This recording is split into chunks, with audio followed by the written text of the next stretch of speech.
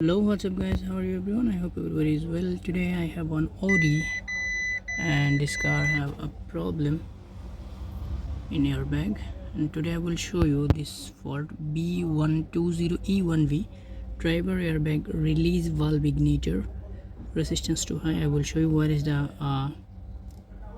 driver airbag release valve igniter. Okay, location. Many car this driver airbag igniter is here, but in this car Audi first I think here, that's why I remove everything. But in this car there is no driver igniter.